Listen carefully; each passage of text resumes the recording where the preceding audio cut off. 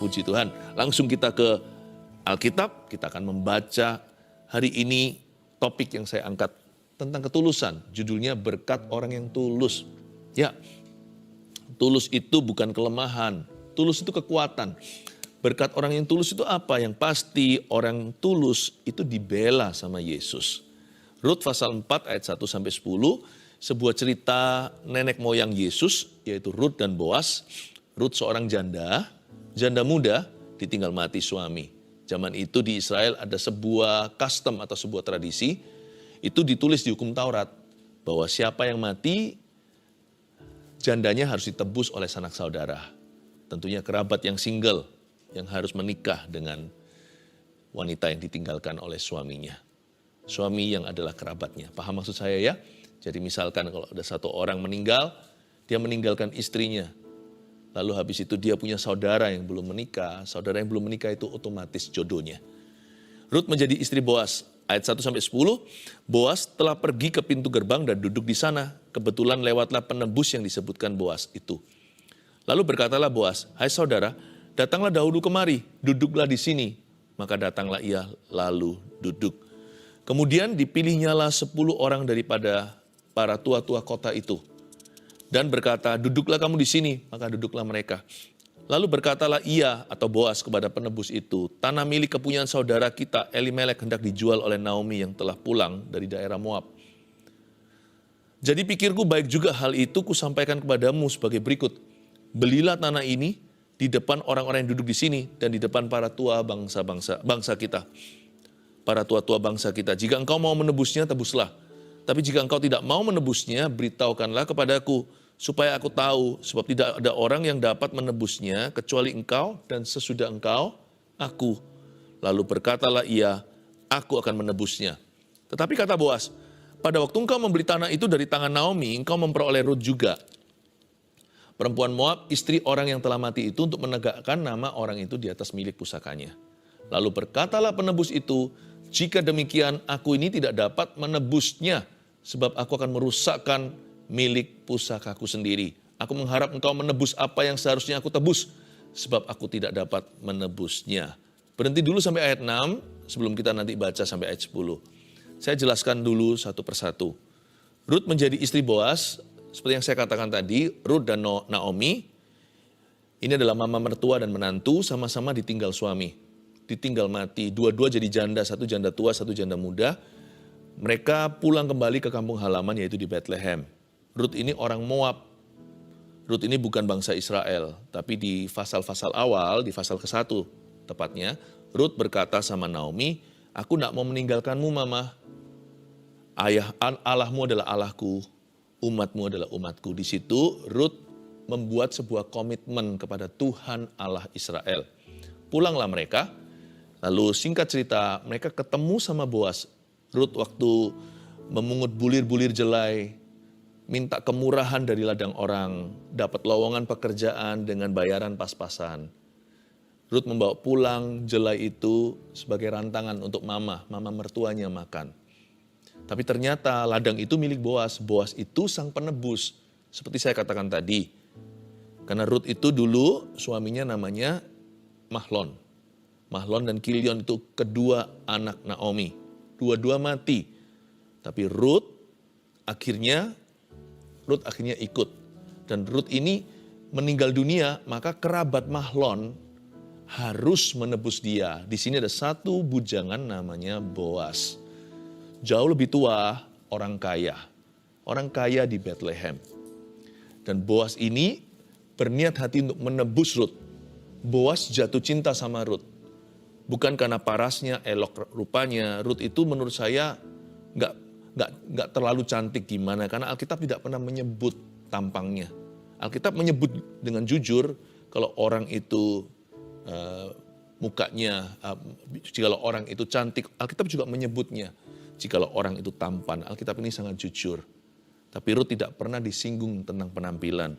Boas tertarik sama Rut karena karakternya. She was a noble woman. Dia seorang wanita yang berhati mulia dan bijaksana. Singkat cerita, mereka jatuh cinta. Tapi Boas tidak bisa semerta-merta langsung meminang dia, karena Boas bukanlah antrian nomor 1. masih ada yang lebih berhak menebus Rut. Tapi orang ini tidak disebut namanya di pasal 4. Di seluruh kitab Rut juga anonimus, tidak tertulis. Orang ini siapa, namanya siapa, marganya. Karena orang ini tidak mau menebus Rut, dia tidak diberikan sebuah kemuliaan, namanya tidak diingat di Israel. Orang ini mau cuci tangan lah, lepas tanggung jawab. Tapi puji Tuhan, Boas justru senang karena Boas berniat, bertekad untuk menikahi Rut. Karena Boas sangat mengaguminya. Sekarang kita lihat approach atau pendekatan Boas. Dari sini kita belajar bagaimana jadi orang yang tulus di hadapan Allah. Boas telah pergi ke pintu gerbang dan duduk di sana. Lihat itu ya. Kalau mau masuk itu dari pintu depan. Jangan lompat dari jendela. Karena yang lompat lewat jendela itu pencuri, itu perampok. Masuk itu selalu harus dari pintu yang sah. Pakai cara yang legal. Karena pintu gerbang zaman dulu itu tidak lain adalah balai kota atau city hall. Di mana orang-orang membawa urusannya di situ lalu dilegalisir. Memang caranya masih cara purbakala, nggak seperti hari ini. Materainya beda, tetapi zaman dulu sudah ada tatanannya, dari dulu sudah ada santunnya bagaimana caranya kita itu mengesahkan sebuah deal atau bagaimana kita itu membuat sesuatu itu jadi sah, jadi legal ya. Boas telah pergi ke pintu gerbang. Kebetulan lewatlah penebus yang disebut Boas itu, lalu berkatalah Boas, "Hai saudara, datanglah dahulu kemari. Duduklah di sini." Maka datanglah ia, lalu duduk. Lihat itu ya, orang kalau niat baik itu pasti terang-terangan. Tidak mungkin dia bergerilya di dalam kegelapan. Dia pasti bawa segala sesuatu dalam terang. Tidak main curi-curi, tidak menusuk dari belakang, tidak pakai cara ular. Boas pergi ke pintu gerbang, langsung bawa perkaranya ke balai kota di hadapan para tua-tua. Luar biasa, tulus itu jujur. Tulus itu fair. Tulus itu adil. Jangan kita ngaku tulus kalau belum apa-apa sudah menempuh jalan pinggiran. Belum apa-apa sudah ada agenda rahasia. Tulus itu apa adanya. Tapi apakah tulus itu kebodohan? Wah, Pastor Philip kalau tulus ya saya terus dibodohin orang, ditipu, dibully. Enggak loh. Kita lihat dulu ayat 2 ya. Kemudian dipilihnya lah oleh Boas 10 orang dari para tua-tua kota itu. Dan berkata, duduklah kamu di sini, maka duduklah mereka. Boas yang pilih. Tulus itu gak sama dengan naif atau innocent. Boas di sini mempersiapkan legalitasnya. Dia pilih notaris dan harus ada notulennya di depan para notaris yang sah. Boas tidak gampang dibohongin. Dan dia tidak ada niat untuk membohongi siapa-siapa. Makanya itu Boas di sini mempersiapkan semua papernya. Semua sertifikat, semua surat-surat. Dipilihnya 10 orang dari para tua-tua kota itu. Due diligence. Atau apa yang merupakan PR kita. Apa yang harus kita siapkan ya kita siapkan. Orang tulus itu gak mudah ditipu. Kalau dia terus terang, dia juga berharap orang lain terus terang juga. Orang tulus itu gak gampang diajak kong kali kong begitu, atau diajak untuk berbisik-bisik. Jangan jadi orang tulus yang dibodohi, itu bukan orang tulus, itu orang bodoh. Menurut saya dari Alkitab yang saya baca, waktu saya pelajari tentang Boas, orang ini tulus nenek moyang Yesus, tapi orang ini pintar. Dia juga cerdik. Dia pastikan semua yang dia lakukan ini ada landasannya, ada dasarnya. Dia panggil 10 orang dari para tua-tua kota, pasti yang terbaik notaris waktu itu. Dia siapkan semua di depan. Ada saksinya, ada tanda tangan, ada meterainya. Lalu berkatalah ia kepada penebus itu, ayat 3. Tanah milik kepunyaan saudara kita Elimelek hendak dijual oleh Naomi yang telah pulang dari daerah Moab. Naomi dan mendiang suami dulu itu asal Bethlehem. 10 tahun lalu mereka itu pindah ke Moab gara-gara kelaparan. Waktu ada satu musibah melanda negeri mereka dan kota kesayangan, mereka memilih untuk lari. Mereka lari dari rencana Allah. Jangan membuat keputusan berdasarkan ketakutan. Jangan lihat keadaan, tapi tanya Tuhan. Buat keputusan apapun itu harus berlandaskan iman dan janji Allah. Tapi singkat cerita, Elimelek mati, Naomi jadi janda. Lalu habis itu dengan Ruth, dia pulang ke kampung halaman. Dan waktu dia pulang itu, Naomi hendak menjual tanahnya. Karena sebagai janda dia tidak punya kuasa apa-apa. Dan dia butuh sangat-sangat desperate sekali. Dia sangat-sangat putus asa membutuhkan penghidupan sehari-hari. Bagi Naomi, yang penting sekarang adalah survival atau bertahan. Makanya itu dia mau jual. Di Israel, semua surat-surat itu adalah milik setiap klan atau setiap keluarga. Jadi kalau ada jual beli itu hanyalah suratnya itu hanyalah HGB, hak guna bangunan. Tidak ada surat hak milik. Jadi misalnya kalau ada keluarga A jatuh miskin, saya beli karena saya mampu. Tapi karena keluarga itu, tanah itu adalah warisan bagi that family. Untuk keluarga itu. Maka saya bisa membelinya, 49 tahun saya bisa tahan. Tapi setelah itu Yobel. Ya, Jubilee year, tahun Yobel itu, tahun 50 harus kembali lagi kepada pemiliknya yang sah. Saya hanya bisa menggunakan itu maksimal 49. Tahun ke-50 harus balik ke family itu. Nah, waktu itu Naomi hendak menjual tanahnya. Karena dia butuh uang. 10 tahun lalu mereka orang kaya lama. Waktu mereka pulang ke Bethlehem, mereka orang miskin baru. Zaman dulu, wanita itu tidak punya emansipasi. Jadi zaman sekarang itu jauh lebih. Zaman sekarang enak. Tapi waktu itu di saat Ruth dan Naomi hidup, janda otomatis tidak punya hak apa-apa. Makanya mereka perlu menyambung kehidupan. Jadi tanah ini mau dijual nih ceritanya. Ayat 4. Kalau kita jadi Boas pasti kita serobot. Tapi Boas itu tulus dia. Jadi pikirku, dia ngomong gini sama sang penebus satunya yang no name ini. Baik juga hal itu kusampaikan kepadamu. Sebagai berikut, belilah tanah itu di depan orang-orang yang duduk di sini. Dan di depan para tua-tua bangsa kita. Lebih baik kamu membelinya gitu maksudnya. Daripada nanti tanah itu jatuh ke keluarga lain, lalu gak bisa lagi diklaim 49 tahun kemudian. Mendingan dia jatuh, tetap aja dibeli oleh seseorang yang berhak menebusnya. Supaya tanah ini gak hilang. Dia gak hilang, tetap pada Naomi, tetap pada Ruth. Mau gak kamu beli tanah ini? Jika engkau mau menebusnya, tebuslah. Karena kamu penebus yang sah. Tetapi jika engkau tidak mau menebusnya, beritahukanlah kepadaku supaya aku tahu, sebab tidak ada orang yang dapat menebusnya kecuali engkau. Misalkan Boas ini second cousin. Ya, kalau dihitung dari kerabat itu mungkin dia masih sepupu. Tapi yang ini sepupu kedua. Jadi sepupunya sepupu itu kan sepupu kedua. Oh iya, dia adalah saudara sepupunya saudara sepupuku. Mana lebih dekat dengan saudara sepupu langsung? Nah, penebus ini saudara sepupu langsung. Sedangkan Boas masih sepupunya sepupu. Makanya Boas berkata, jadi pikirku lebih baik aku sampaikan kepadamu. Boas itu tahu diri. Ini kalau bukan karena dia tulus, dia pasti udah sikat. Apalagi udah jatuh cinta. Apalagi dia sudah senang sama Ruth. Apalagi di sini ada tanah murah-murah dijual, ya kan? Wah, zaman sekarang bisa aja sengketa. Bisa aja direkayasa. Supaya akhirnya tanah itu direbut dari tangan seseorang yang lemah dan tak berdaya. Boas gak gitu tuh. Dia fair sama orang. Ini orang kaya, koneksinya banyak. Bisa aja dia di belakang layar, dia atur bagaimana. Supaya tanah itu akhirnya dia yang klaim. Dibeli murah-murah kan untung di depan. Apalagi kalau dia jatuh cinta sama sang wanita. Wah, baik itu merebut cinta maupun merebut properti. Boas tidak semena-mena. Dia tahu diri karena dia orang yang takut akan Allah.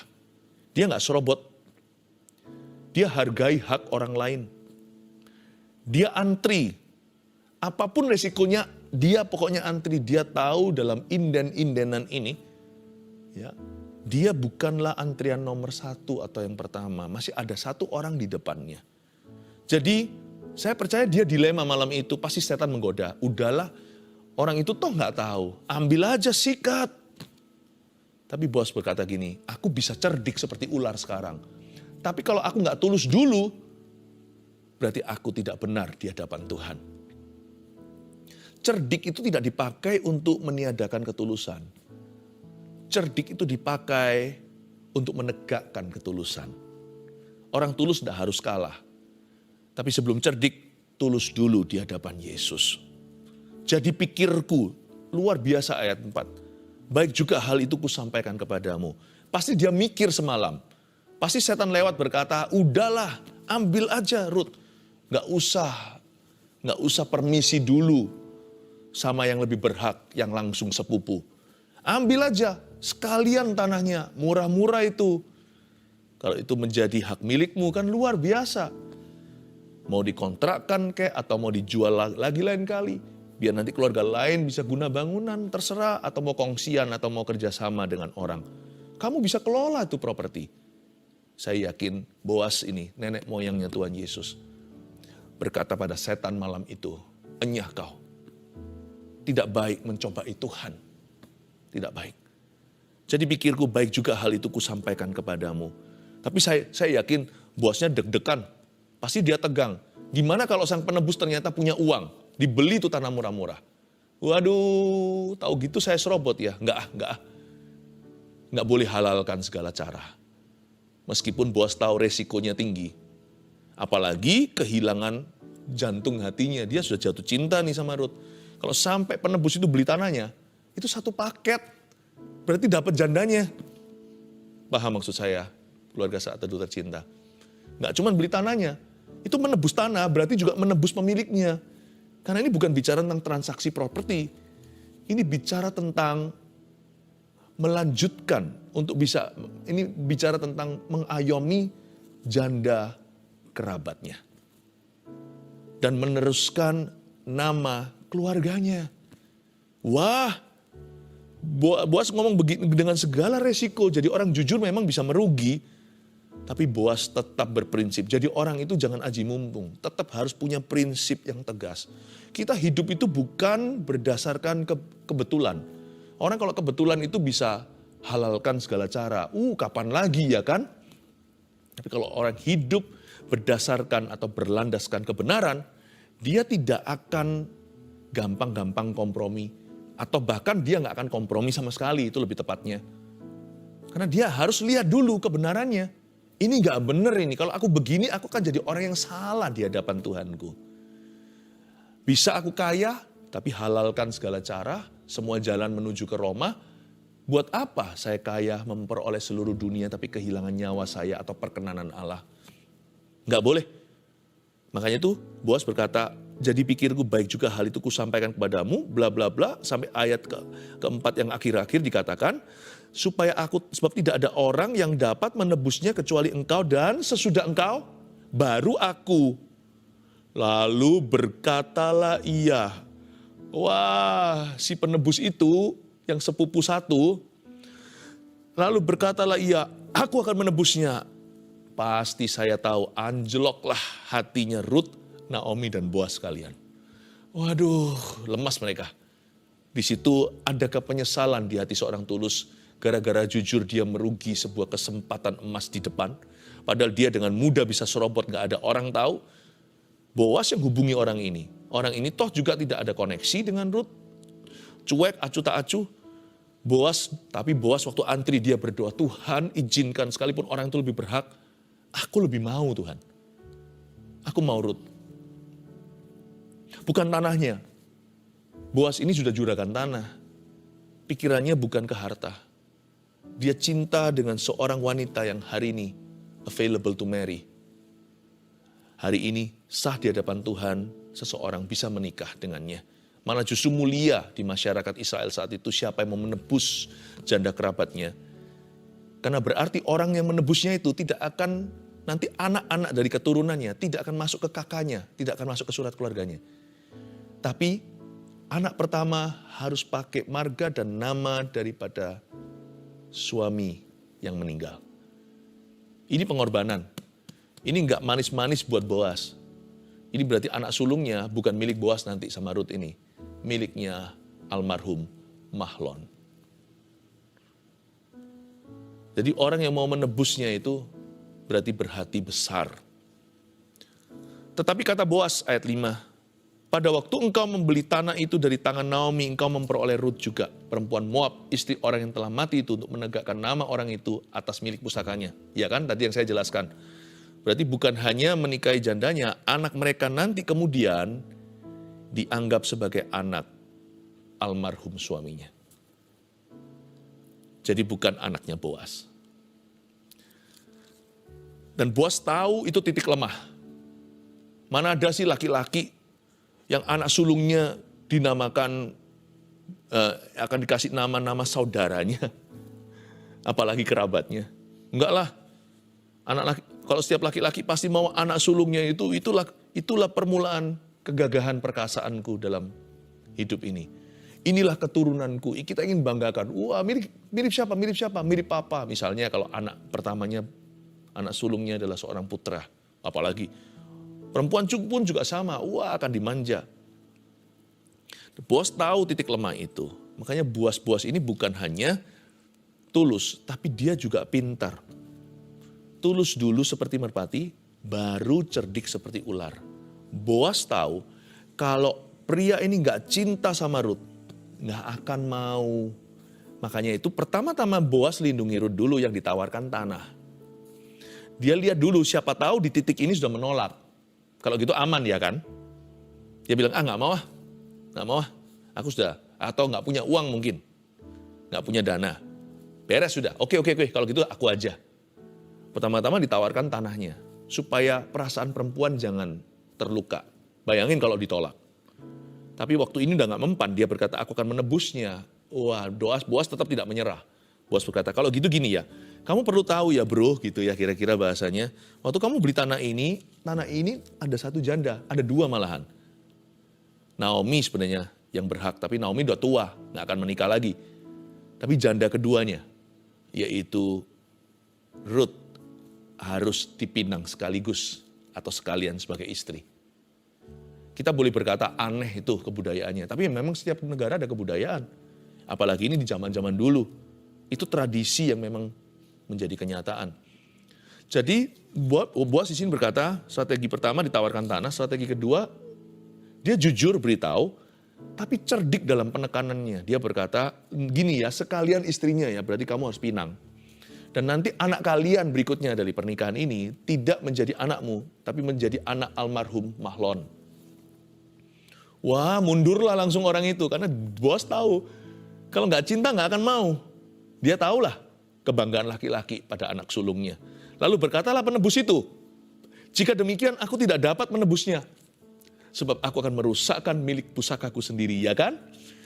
Aku mengharap engkau menebus apa yang seharusnya aku tebus, sebab aku tidak dapat menebusnya. Lihat itu, cerdik setelah tulus. Tapi tetap Boas jujur, dia tidak memanipulasi, dia tidak mempermainkan orang. Boas ngomong apa adanya, dia jujur, tapi lihat smart penekanannya. Dan Boas tahu titik-titik di mana itu merupakan celah di hati orang yang gak cinta. Dia tekan tombol-tombol itu membuat orang itu berpikir, aku gak mau. Boas tidak manipulate people, tidak memanipulasi. Tapi Boas itu mengerti apa yang di hati laki-laki. Luar biasa loh. Menurut saya Boas ini seorang negosiator yang begini. Dia itu mengerti bagaimana lika-liku, kisi-kisi dalam sebuah negosiasi. Dari sini saya mendapatkan sebuah penghiburan. Dahulu kala, saya hampir percaya ketika semua orang berkata, kamu jangan terlalu tulus, jangan terlalu jujur. Nanti kamu akan selalu dikalahkan. Ternyata enggak. Tulus itu pintar. Ya. Tapi hati-hati, tidak semua cerdik itu tulus. Malahan kebanyakan cerdik itu hanya ular. Nah itu jangan. Karena kita adalah keturunan Tuhan, bukan keturunan ular beludak. Dan juga selain itu di ayat 6 tadi kan akhirnya nggak mau kan, berhasil tuh. Berhasil strateginya Boas. Dari sini kita pelajari sesuatu, kalau berkat itu nggak akan lari. Kalau itu memang berkat kita nggak usah serobot. Apalagi serobot hak orang. Berkat itu nggak akan lari, sebab hak kita dan upah kita terjamin pada Tuhan. Ayat 7. Beginilah kebiasaan dahulu di Israel dalam hal menebus dan menukar. Setiap kali orang hendak menguatkan sesuatu perkara, maka yang seorang menanggalkan kasutnya sebelah dan memberikannya kepada yang lain. Demikianlah caranya orang mensahkan perkara di Israel. Lucu ya, kalau sekarang kan pakai materai di depan notaris, tanda tangan lah. Lalu nanti difoto, oke ini pada hari apa tanggalnya dicatat, dinotulenkan. Tapi zaman dulu enggak. Kebiasaan dahulu itu adalah mereka ambil salah satu sepatu. Jadi sepatu orang itu dulu bukan seperti sekarang ini. Buatannya massal atau pabrik. Sepatu dulu itu dijahit. Size-nya, jahitannya, jadi kelihatan. Seperti kalung yang dipecah jadi dua, satu dipegangkan seseorang, nanti kalau ketemu retakannya bisa klop. Sepatu juga sama, sepatu dikasih, jadi itu disimpan, suatu hari tidak ada gugatan. Apa-apa, no ini loh sepatunya orang ini. Sepatunya orang ini, berarti orang ini sudah menyerahkannya. Bahwa orang ini sudah menyetujui. Memang lucu, tapi itulah kenyataannya dahulu. Begini kebiasaan dahulu di Israel. Tapi ada sesuatu yang tidak ditulis di ayat 7. Kalau kita baca di hukum Taurat, bukan hanya itu. Kalau yang menebus nggak mau, ini bukan hanya notarisan. Kalau yang menebus tidak mau, padahal itu tanggung jawabnya dia. Supaya apa? Supaya yang mati itu kerabatnya tidak akan sampai tidak punya keturunan. Supaya namanya itu dipelihara. Supaya sampai seterusnya masih ada marganya. Tapi orang yang menolak biasanya dihina. Gak hanya sepatunya diambil, tapi orang itu juga harus diludahi oleh perempuan. Perempuan yang dia tolak untuk menebusnya. Harus begitu. Tetapi ini gak terjadi di kasus Boas. Ayat 8, lalu penebus itu berkata kepada Boas, engkau saja yang membelinya dan ditanggalkannya lah kasutnya. Kalau hukum Taurat, orang itu harus diludahi juga. Ya ini adalah customnya Timur Tengah. Tapi ini gak terjadi, kenapa? Karena Boas itu gak gitu. Orang tulus itu baik hati, catat ini. Orang tulus itu minimalis kalau soal menuntut dan membalas. Pintarnya bukan dipakai untuk menjatuhkan. Pandainya dipakai untuk memelihara. Kalau bicara soal apa yang fair untuk dirinya, ya sudahlah. Asal Tuhan sudah beserta sama dia, itu dia gak akan menuntut apa-apa. Tanpa harus meludahi dalam kasus Boas. Kemudian berkatalah Boas kepada para tua-tua dan kepada semua orang di situ, ayat 9, kamulah pada hari ini menjadi saksi bahwa segala milik Elimelek dan segala milik Kilion dan Mahlon aku beli dari tangan Naomi. Juga Rut, perempuan Moab itu, istri Mahlon, aku peroleh menjadi istriku. Wow, haleluya. Untuk menegakkan nama orang yang telah mati itu di atas milik pusakanya. Supaya Mahlon tetap punya, namanya itu masih ada di dunia. Demikianlah nama orang itu tidak akan lenyap dari antara saudara-saudaranya dan dari antara warga kota. Kamulah pada hari ini menjadi saksi. Tapi disinilah plot twistnya. Kalau kita lihat sinetron itu, kalau sutradaranya pintar ya, bisa saja endingnya nggak terduga loh. Kita nggak prediksi bakalan begitu. Yang kita kira orang baik ternyata itu adalah musuh. Ternyata yang kita orang jahat ternyata dia berubah. Plot twist ya. Plot twistnya di sini. Rut mungkin bukanlah menantu tua, menantu pertama. Rut jelas-jelas menantu kedua. Di pasal pertama dikatakan, Naomi punya dua menantu. Yang pertama namanya Orpah. Orpah itu meninggalkan dia tengah jalan, bye-bye mama. Tetapi Rut itu yang ikut sama Naomi tanpa tahu masa depannya. Justru ya, anehnya di sini, yang tulus, yang berakhir bagus. Orpah hitung-hitungan, untungnya apa aku? Tapi Rut gak peduli untungnya apa, dia buat komitmen sama Yesus di perjanjian lama. Malah justru yang berakhir menikahi orang terkaya di Bethlehem. Orpah masih mungkin mengembara, bahkan merana. Sebagai seorang janda gak gampang lah, siapa mau tebus dia. Ini hukum Taurat Israel, Moab ada apa? Yang hidupnya enak siapa akhirnya? Ini yang gak mikirkan keuntungan. Gak bisa ketulusan itu. Ketulusan itu gak bisa berfungsi di hati yang mikirkan keuntungan. Atau hati yang perhitungan gak bisa. Ketulusan itu di hati orang yang ikhlas. Dan waktu Rut tulus, dia justru yang berakhir lebih bagus. Dia jadi istrinya konglomerat perjanjian lama di Bethlehem itu. Siapa sangka. Dia gak pernah loh kepingin harta. Ruth itu nggak pernah gitu. Kalau Anda baca, saya baca semua kitab Ruth ini, saya kagum sama dia. Makan pun dia nggak makan sampai seperti orang yang nggak pernah makan gitu, kasih buffet mahal. Enggak, dia makan secukupnya lalu dia sisakan ini untuk mama saya. Sampai bosnya itu terharu, siapa orang ini ya dikasih takar jelai bawa pulang ke rumah. Bawa pulang ke rumah itu literan gandum. Mamanya sampai kaget, dari mana kamu? Kok bisa dapat segini? Lihat itu, orang yang nggak perhitungan, Tuhan nggak perhitungan sama dia. 3 poin ini, catatlah. Pelajaran dari khotbah hari ini, berkat orang yang tulus. Nomor 1, jangan menyerobot hak atau berkat orang lain. Ya, ingat, jangan. Orang Kristen tidak boleh jadi batu sandungan.